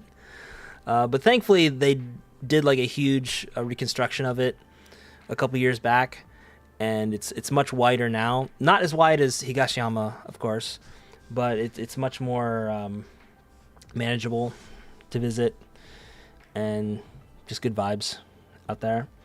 And then you got my beach, the one that near where I live. It's called Southern Beach in Chigasaki, and it's just a really close walk for me. I really enjoy it because obviously proximity. It's very close to where I live, so it's nothing for me to go out there. And while they don't have a lot of beach huts out there, they have compared to Enoshima and Kamakura and stuff like that, they don't have as many beach huts, but it's definitely quality over quantity out in Chigasaki. So the one I would recommend is Keowana's. It's a Hawaiian themed beach hut. So also, for those who don't know, like I said, I love where I live in Chigasaki. Chigasaki is also the sister city of Honolulu, Hawaii. I don't know if y'all can see that in the is it gonna focus? Oh, there we go. Yeah, sister city of Honolulu, Hawaii. And then here's the other side of the keychain there. Let's see. Oop, it's upside down. Let's see if it'll focus in. It just says, come on, focus. Did it before. Gotta back it up a little. Come on. Well, anyway, it just says Chigasaki in kanji, and 134, which is the main driving route through Shonan, Route 134. So, yeah, well, that's another thing. The climate in down here versus up in Tokyo is, I wouldn't say much different, but you do notice a difference because there's not as much high buildings and concrete as there is in Tokyo, the climate here is significantly cooler depending on where you are. Right now it is 33 degrees Celsius in Chigasaki. Up in Tokyo, just for comparison, it is, what's that? About 34, 35-ish, looks like. Okay. Yeah, so it's not like super difference. I know I said it's a huge difference, but it is a notable difference. So it's usually between 2 to 3 degrees centigrade cooler, which can definitely make all the difference, especially in this weather, man. Like it's bloody fucking hot out. And keep in mind, it's like a little past 5:30, and it's still 33 degrees out here. But in addition to it being slightly cooler because of less concrete, ocean breeze, cooling things down, you also have the water. So if you're starting to feel a little crispy, you just take a dip in the water, come back out. That's usually what we do. We always get like a bunch of drinks and some food and stuff, put it in the cooler, set it under the tent so it doesn't get blasted by the sun, go out for a dip, come back, have a few drinks, chat. So as we start feeling a little crispy, go back out for a dip and do it all over again. We just do that all day, basically. And I find people to hang out with, people to talk to, stuff like that. So it's a fun time. And another thing, I love about Shonan is the people out here are very, very welcoming, especially to international folks. I know Tokyo has a reputation for being very closed off to foreigners. There's obviously not everybody is like that. There's some people who are more open to talking to foreigners, but for the most part, unless they know you or if they're like insanely drunk, like nobody's really going to talk to you in Tokyo. But in Shonan, it's way easier to talk to people because they're very interested in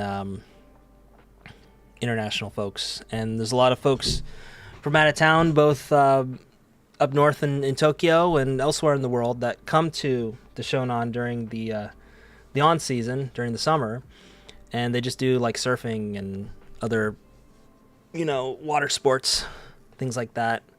So they're more used to foreigners being out here than I think Tokyo is. Obviously, depending on the neighborhood, of course. But yeah, they're just a lot more welcoming and more open to talking to you. I remember, just going up to the little bar in the beach huts and just having this wonderful conversation with this Hafu dude, who's always half Japanese, half something else, I forget. And so he could speak English pretty well. And, we would speak kind of a mixture of like Japanese and English. So that's kind of fun. I'm used to doing that from my time in Yokosuka as well, because thered be people who would do that.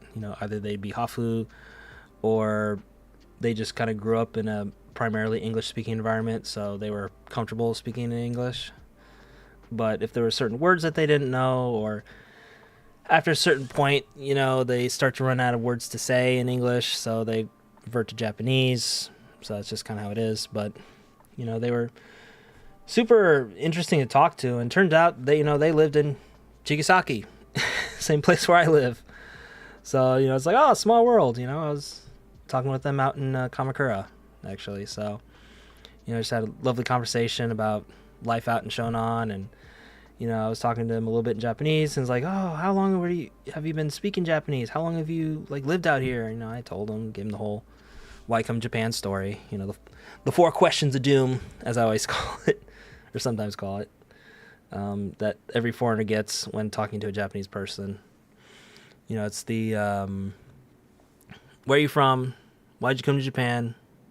do you have a Japanese girlfriend? And when are you leaving? Those are like the 4 main questions that foreigners typically get asked. So, but once you get past that, then, because it's just like an easy question to ask for foreigners. I used to get so hung up by it because I would just have to constantly repeat myself all the time. It's just like, ugh, this shit again. But it's an easy icebreaker, and so I think now I'm a little more or less neurotic about it, I guess. And then it also allows me to kind of gauge the person too, because like there's some folks I just don't really feel like talking with any more beyond what the usual 4 questions of doom. And there's some that I do want to talk with more and get to know, like that one family I was talking about from Chigasaki. So I was talking with the one guy, and then his wife came over, and then I guess their nieces came over and stuff like that. Oh, this guy speaks Japanese. Oh, so this man. It's a fun thing, and it's also like a thing of momentum as well. So like once you're, talking with somebody, especially if you're talking in Japanese, you don't have to be super fluent, but just knowing some of the basics definitely gets you by. But depending on their language level too, they might want to practice their English as well, which some people may have hang-ups about that, but kind of is what it is. Got to play the game if you want to win the prizes, guys. So, but what I'm saying with momentum, though, is that as you're talking with somebody, that might attract some other people to like come and join the conversation. Like, oh, who are you talking to? Oh, this one guy, he lives in Chigasaki too. Oh my God. Or he's American. He's from Ohio, and stuff like that.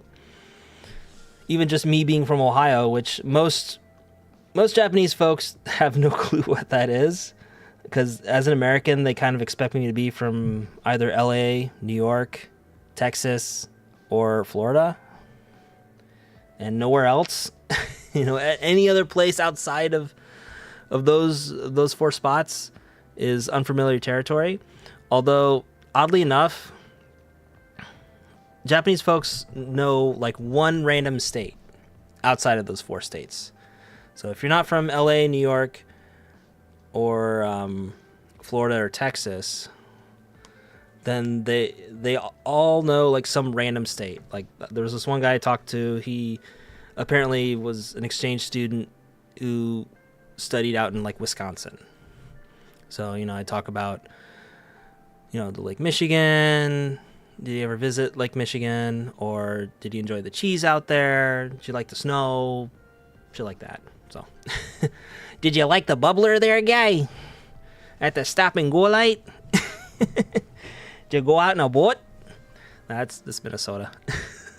But so stuff like that. And then there was even this one lady I was talking to, because the question would always be, oh, where are you from?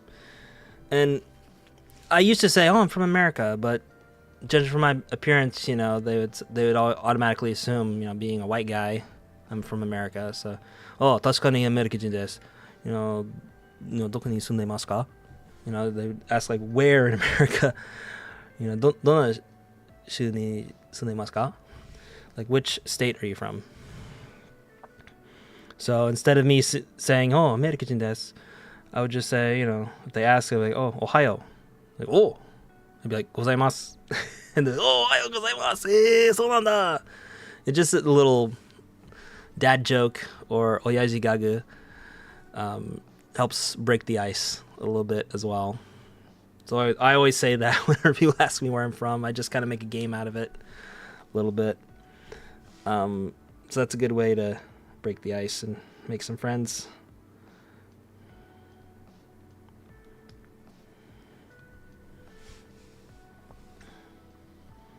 And how long have we been on? About an hour and a half? Nice. Okay. Ohayou gozaimasu. Yeah, it's so easy, and it's such an easy dad joke for me to say, and it gets them every time. They're like, oh, it's so funny. So You know, I do it every time. It never gets old, ever.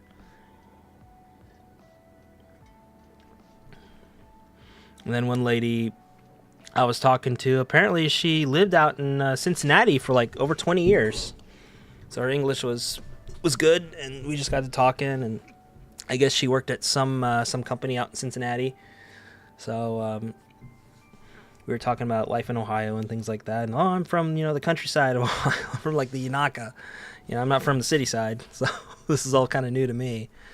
But it's cool. It's cool.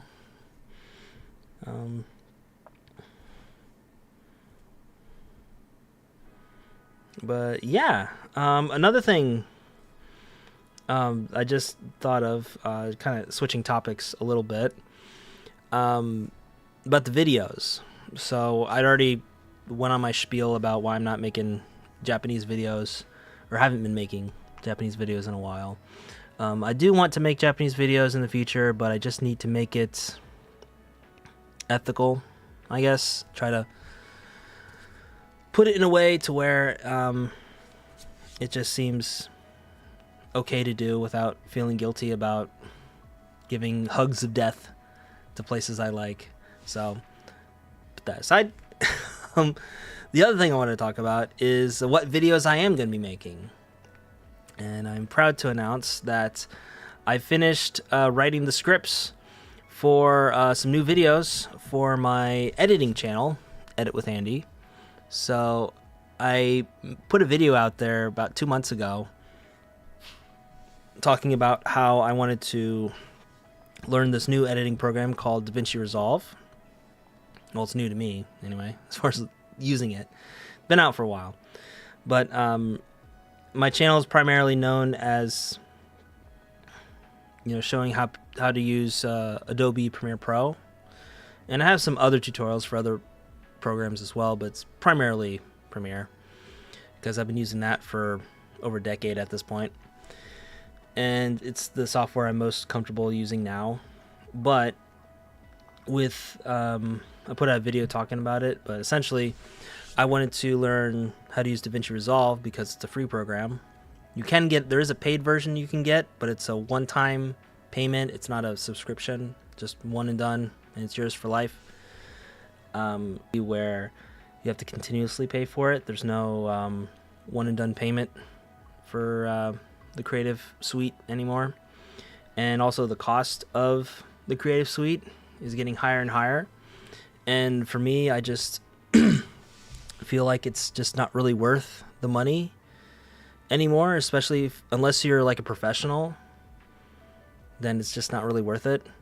So if you're learning and just getting started with video editing or content creation and stuff like that, it's harder and harder for me to recommend Adobe as a starting point for that, just due to the cost.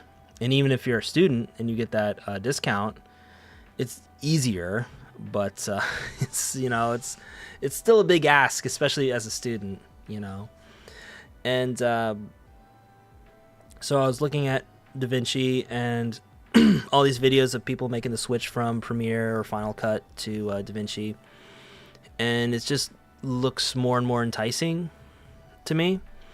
And I figured just to make it easier for people who want to make that switch or just want to get started with Resolve, whether they're a former Premiere user or they're just getting started with editing, I wanted to make videos talking about more accessible software. And so I took some time to kind of learn just the basics of DaVinci. As far as like my work and stuff goes, my freelance work, I'll still use Premiere, at least for the time being. Who knows in the future, but for now I'll use Premiere. But I do want to make tutorials on more accessible software like Resolve and help people either make the switch from other softwares or get started with editing with that software, because it's just an easier sell than doing this whole subscription nonsense. So I'm proud to announce that I've completed the scripts for 16 tutorial videos. The idea is that during this break period for this week, I'm going to be working on those videos. I want to at least, the goal by the end of my break is to have all 16 of the videos recorded and then have at least 2 fully edited and ready to go, but ideally 4, so I have that little buffer. And then I'm going to be uploading 2 videos, 2 tutorials a week for the next 2 months, and just kind of go from there. You know, see what videos are doing well, see if I want to continue doing 2 a week or if I want to bump it down to 1. I definitely don't want to do more than 2 a week because I think just the way the algorithm is, it's not going to, it'll start affecting how they recommend my channel and stuff like that. So if you do too much uploading, then it actually negatively affects your channel now. Whereas back in the day, if you uploaded daily, you were like a god to YouTube algorithm. They recommend the shit out of your channel. But with all the talk about burnout and stuff, I guess they tweaked the algorithm to where it actually negatively affects your channel if you upload daily. You know, because your videos don't get recommended as much. So I figure, for now at least, 2 videos a week, 2 tutorials would be good. But I'm going to give myself 2 months, kind of gauge to see if that's something I want to continue doing or if I want to bump it down to 1. Or whatever the case. And I have some ideas for other tutorials beyond that, but the scripting is done for the next 16 videos, so for the next 2 months should be good. And so I'm gonna record all the stuff for the 16 videos, get at least 2 edited and ready to go, ideally 4. If I can do more, awesome, but at least 2 and hopefully 4. And then that's gonna go on my Edit with Andy channel, which here I'll put the link in the chat for. Yo, Mike, what up, big guy? How we doing?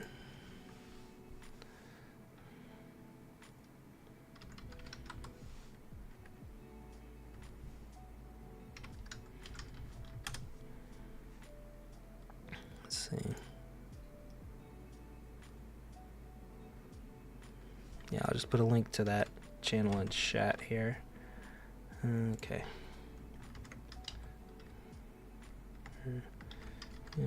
Editing channel. There we go. You sexy beast, you. Oh, stop. Stop. Will you stop? Good to see you, bud. But yeah, I put the link in the chat for my editing channel. It has, like I said, it has tutorials on primarily Premiere, but I also do some stuff with like OBS, and I've done stuff with Catalyst Browse, which is a Sony program that helps stabilize footage from Sony cameras. So I've done some videos talking about that, especially with some recent updates. I might have to do another one actually because they did another update about that. So yeah, but as of now, the video from 2 months ago is the most recent one. But like I said, I'm going to be recording a bunch of videos during this week, putting together at least 2, ideally 4, and just start putting out 2 videos a week talking about DaVinci Resolve.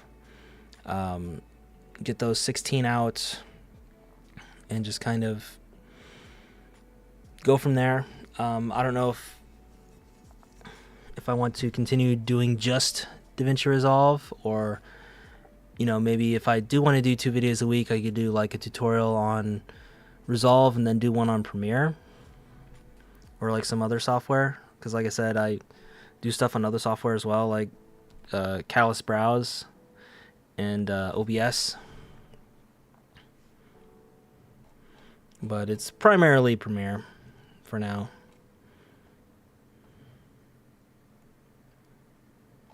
And then there's also doing stuff for shorts as well, but I'm not worried about shorts right now. I'm just worried about the regular videos. We can deal with shorts later. Sub, yo, appreciate it, Greggles, appreciate it.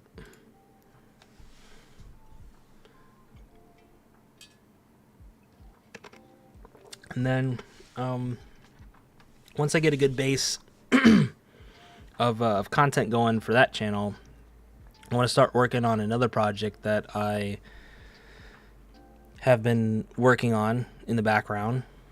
It's for a VTubing channel. So I talked about in my previous live stream a couple months ago that I wanted to do more work for VTubing. And at the time, I didn't have anything worked out for it. I didn't have any assets. I had like a blank channel basically, but I didn't have a name or anything for it at the time. But since then, I have put together a channel for it. There's nothing up on it now, so I'm not gonna shout it out now. But once I get a few videos done for that, then I'll do a full talk about it on this channel, and say, if you guys want to check that out, do that. But it's going to be a VTubing channel, and basically what the plan is for that is to do VTubing tutorials on like how to get started as a VTuber, what kind of software you need to use, what do you need to know as far as like the tech behind all that. So that requires a lot of studying on my part, because while I love watching VTubers, and I have been watching them for a number of years now, as far as actually doing the VTuber thing, that's all like very new to me. So I figured the best way for me to get going with that is to just kind of learn the software and do tutorials on that. Yeah, I'm interested in the full body tracking myself, but that also requires a bit of a monetary investment as far as that goes. But I'm not opposed to making tutorials on that if I get the money for the equipment, of course. But I think for now, since I'm working on a shoestring budget here, we'll just focus on the stuff I'm able to get, and then in the future, as donos and all that other stuff start coming in, hopefully, ideally, fingers crossed, then we'll get going with that. So yeah, and then also talk about commissioning models and stuff like that once I get enough money for like an actual 2D 3D model, because for now I'm just going to do PNG streaming. So instead of a fully articulated model that moves around and the mouth moves and stuff, it's going to be a picture, and it's just basically going to be voice activated. So like I have a couple frames to where like the mouth moves, and there's also like a timer for like the blinking as well. So it's going to be one of those situations, at least starting out, and then hopefully if things kick off with the channel and I'm able to afford to get other things like full body tracking and stuff like that, and be able to afford to commission a proper 2D 3D model, then I could start making tutorials on that as well. Although I guess I could use some free models just to talk about it, but it would be nice to have like a fully commissioned model. So that's kind of the plan as far as that goes. Can you guys hold on just a sec? Hold on. Okay, never mind. Thought I saw something. Mostly done in VTuber Studio, the Apple Face ID from the iPhone. Yeah, I'm not really much of an iPhone guy, but I guess for the BGs are hitting. I'm not talking about staying alive. But anyway, like I was saying, I don't really have an iPhone, but I think for tracking, I'll probably get like a used iPhone just so I have it for tracking. Called Cracky Reads. He does the same thing, face moving around, blinking, he talks. Yeah, that's basically the idea. Cracky Reads. Let me look it up real quick.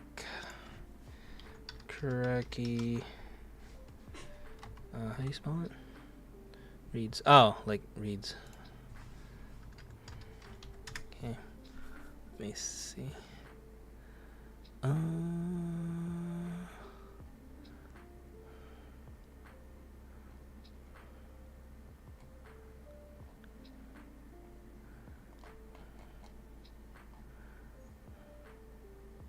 Okay. Cracky or cranky? Cracky reads animated face so you can't see him. He's streaming now. Okay. Let's see live. Cracky reads. Huh. I don't see him on here. Let's see. Yeah, I don't see anything. But yeah, that's the general idea. It's just well, hell, I can show you. You guys want to see it real quick? Since we have some time. Oh, it's one word. Oh, gotcha. Okay. Let me just kind of put that in the because I had it as 2 words. That's why. This. Okay. All right. Let me. I'll just watch this stream from a while ago. Just mute. Just so I can get an idea of. It's on the standby.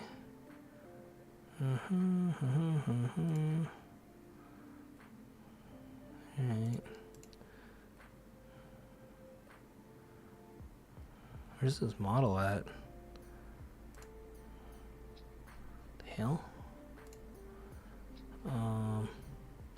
Maybe we'll do this one. It's muted, okay. From a day ago. Okay, he has a little Garfield. Oh, okay, so like the eye, so he has like eye tracking, but his mouth doesn't move. Gotcha. Or wait, or does it? Oh, that's cool. It like has this like 2D, 3D effect. That's dope. Oh, he's doing the eye tracking challenge. Interesting. Okay. Cool. He's trying the same sort of thing. All right, cool. Yeah, Mike. Thanks for the rec. I'll check him out after the stream, but I'm not gonna do it now.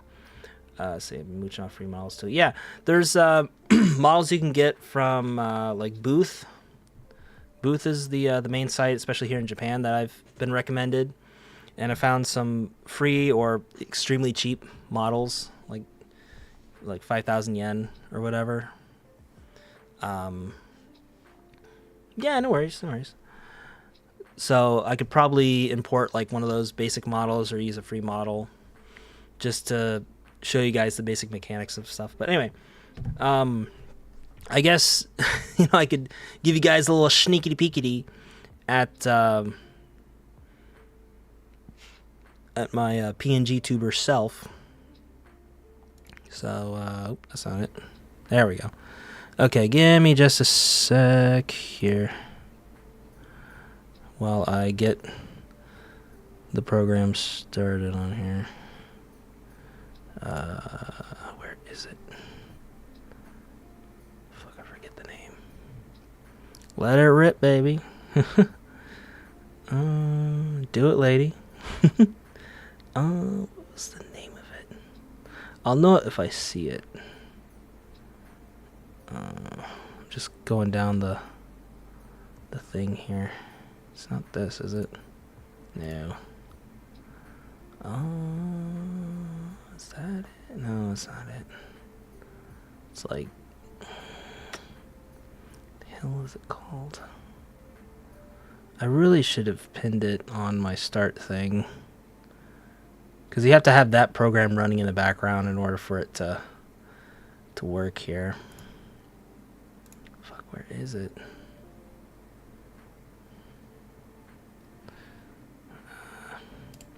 So yeah, just enjoy the nice beach background while I get this thing started.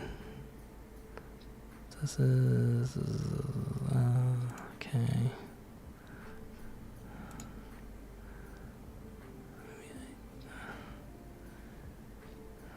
Maybe it's not listed on here. Hold on. Do I have to do this shit? Oh, I think I know what happened. I think it's over here. Where is it? That's not it. Give me a sec, guys. Trying to find it. No.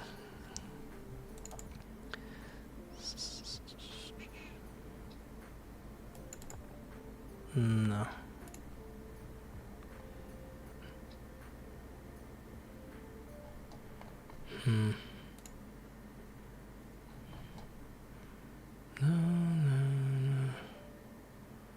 Is this it?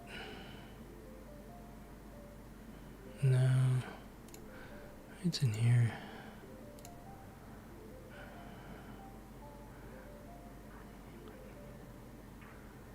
The fuck is it?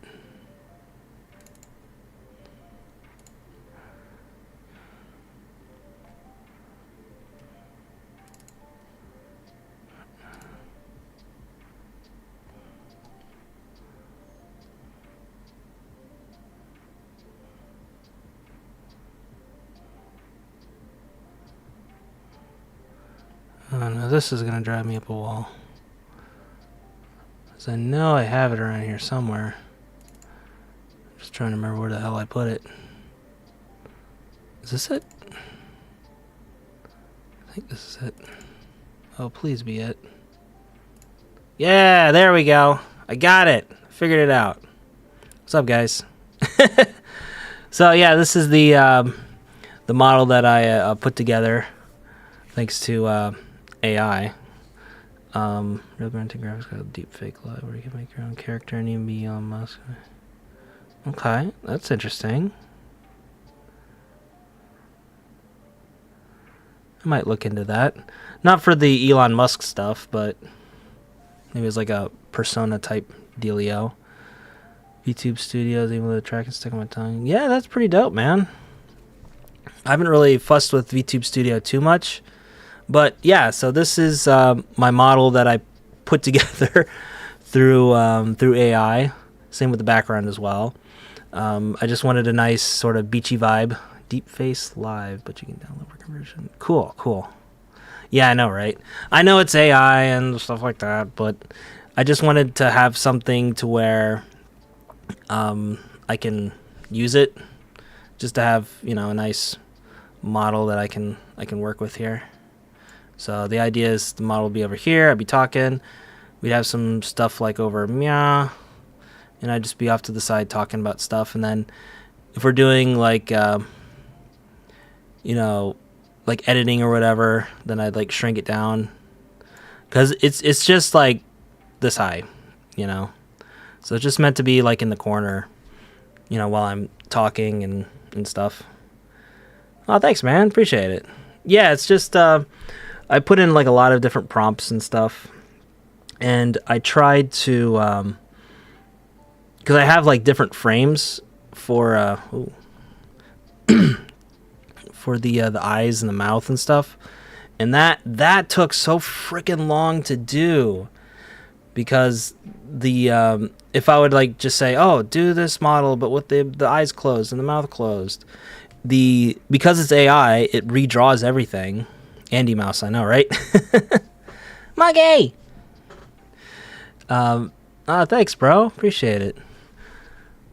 So I just had this idea for this VTuber character to where it would be like this guy at the beach chilling out, and I would have like different backgrounds and stuff, because I have like this is like the main model, but I have different backgrounds as well. So let me fire up a different background. So the idea is that for like different streams, like it would open with this general like beach background. And then if I was doing like gaming or something like that, you would have this, you know, because like we're chilling, we're gaming, we're at the little beach house. What up, gamers? And then if we were doing like a chill karaoke stream, which I really want to do, then we go out here. And we be chilling out here by the beach. And then, you know, be out here with my drinks and chilling, doing karaoke. And then let's see. I've also been kind of working on these as well for editing and like the tutorial stuff. So these are rough drafts. Maybe some of them might be the final one or close to the final one. But I'll just show you like the basic concepts here. So this is one I was looking at. This is a little too, like, it is anime, but it's like a little too Nichijou style. Space heater in your room to do face. Yeah, right? Oh, goodness. But yeah, I was looking at a way to like do like a beach house with like dual monitors. So I just say, hey, so today we're going to learn how to edit this thing or how to use this software or something like that. So we got that. That was like the first iteration. And then there's another one. Oh, this one's too small. Let me size that guy up. But yeah, this is another one where I'd be sitting on the chair here, and but this is a little too Mac-ish, obviously. Nothing against Mac. I run PC, so it's a little different for me. Yeah, exactly. So again, these are just rough drafts. So, and I could probably tweak it a little bit as well, so it's not like super bright. And again, this one's kind of, yeah, I kind of like this one actually, even though it is like Mac-ish. And then let's see what else we got. We got this one. Again, very Mac-ish, but I like the backgrounds. The background's really nice. And after that, I switched. Let's see. I had to like get really specific with my prompts because that's the thing. People think, oh, you just type in something and it farts it out, right? Well, you have to be very specific because it's like, that genie situation, be careful what you wish for, right? So this one, even though it is Mac-ish, I know, right? The iMac G5. Yeah, I'd be doing the VTubing on the G5. Fuck me. But yeah, these are some of the ones. These two, I think, are going to be pretty good, though. I know, but it's more for an aesthetic. That's what I'm going for here. So something. This was kind of another one that I was looking at, but I don't like that the tower is like up top, and again, it's too bright. Let's see this one. Yeah, this one's probably the best one that I've generated so far. Like I said, still tweaking it, but this is probably the best one so far. Yeah, exactly. It's Intel. It's like a Dell, even though it's a thin tower, which fuck thin tower computers. Seriously, I fucking hate them. They're the bane of my existence. But yeah, this one's pretty decent. So again, these are just kind of the rough drafts that I'm working with lately.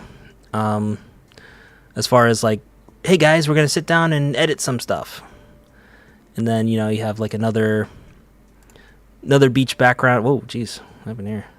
Oh, this one's like way too big. Okay, I see. So I have to like resize it. Hold on. Choto your mates. Okay. But yeah, I get this guy. Dude, you got a Dell. I know, right? But yeah, so you got like different like beach backgrounds and stuff, and I figure just to keep it interesting, like this one would be like the main one. I'd come on here, hey guys, what's up? We're gonna do some stuff, and then like change the backgrounds based on what we're doing. So, okay, I think I might have skipped a few. Did I skip any comments? Oh, Twin Lamps. Yo, Twin Lamps, what's up, bud? So what graphics do you have? Something like I don't have anything like that. I'm just running off of a laptop right now, but it's a gaming laptop, but it is starting to show its age, if you will. But as far as video editing and stuff like that goes, it's still a beast. So it's a I'm trying to remember. It's an Asus Zephyr G15, I think. It's the one with the AMD processor. I got that years ago, and it served me very well. But I definitely do want to get something else in the future, ideally a desktop, just so I can render faster without worrying about nuking everything. But yeah, so the graphics card in there I think is like a 1660, I believe. But I mean, it's good enough for government work and editing work, so it'll do. It's not the best, but it'll do. Anyway, getting back to twin lamps thing. Sorry I skipped you there, bud. Does this take a long time to set up, brother, or are you just taking it chilled? Because I know nothing about VTubing. You've been talking about it for a while. Yeah, I know, right? Well, for me, getting the concept and everything is the thing that took the longest, because I didn't really know what I wanted to be. Like, did I want to be like some... I knew I didn't want to be like some kind of like fantasy creature or something like that. It just really wasn't my vibe. So I wanted something a bit normal, you know? So I figured like, oh, what could I be? What could I be? And then I just looked to my surroundings, basically, and came up with, you know, this beach bum out here, just like, hey guys, we're chilling, we doing things, we gaming, you know, like Deface Live, things like that. Okay, cool. Yeah, so that should be good for the time being. You know, I think especially as PNG, it's less stressful on the CPU. Like even though it's a laptop, like I'm at 68 degrees. Like it's pumped up a little bit, but not like too much, you know. So yeah, not too bad. So yeah. Oh, there's me. Hey, and there's me again. Ah. So yeah, cool stuff. So we'll go ahead and close that guy out. But yeah, that's a little sneaky peekity at the VTubing setup. So I'm glad you guys liked it. That's the first time I showed it to anyone, publicly anyway. So, but as far as like if I'm gonna do VTubing content on this channel, probably not. Actually, no, definitely not. Yeah, no worries, guy. No worries, Mike. Yeah, it's just a different creative process. So, if you guys are wondering if there's going to be VTubing content on this channel, it's not going to happen. I'd rather have it on its own dedicated channel, because I know, you know, some people that are fine with it, and then others who are like, what is this? I signed up for like Japan stuff, and you got this beach guy talking about other things. Like, what the hell's this? I made a channel separate for that content moving forward. And, you know, I just wanted to try out VTubing just because I think it's interesting. And I've been a big fan of other VTubers for a while now. And I just wanted to try to find out a way, see how I can get into it without spending like a shit ton of money on commissioned models and tracking and all this other stuff. And thankfully the technology has gotten to a point to where even little old me can VTube, or PNG tube, as it were. And I wanted to show that to you guys as well, who are interested in getting into VTubing. So, but that'll be on a separate channel. Once that channel's, once I have some content on that channel, I'll be sure to blast it out on here as well, just so I can get some love on that channel. But for now, I'll just, you know, it'll be a secret, I guess. Right? Thanks. Yeah, but like Twin Lamps was saying, it's a totally different creative process. Like I said, I've been interested in making VTubing content, but I just didn't know how to get into it. And I also wanted a separate channel because I didn't want my other content to kind of, you know, sort of dictate what I talk about. Like, I didn't want it to be like me talking about Japan stuff, but in VTuber form. You know, I wanted to like try out different types of content, you know, like streaming, although I probably can't stream that much. If I were to stream, I'll be doing it here on YouTube. I don't really have an interest in doing it on Twitch unless I do like multi-streams. So that's another thing to look into, is the programming setup for multi-streaming. Appreciate it, Mike. And, you know, just having a new channel to where I don't have to be beholden to my previous content and try to make stuff based on that. You know, it's just a whole new audience and stuff. So, but yeah, guys, I think that's gonna do it for now. The old BGs are hitting me pretty hard, not gonna lie. So we're gonna have to end things here for tonight. So thank you guys for tuning in. And with that said, this is Andy. Sign up for now. As always, forever. We'll see you next time. Catch you later, guys. Bye.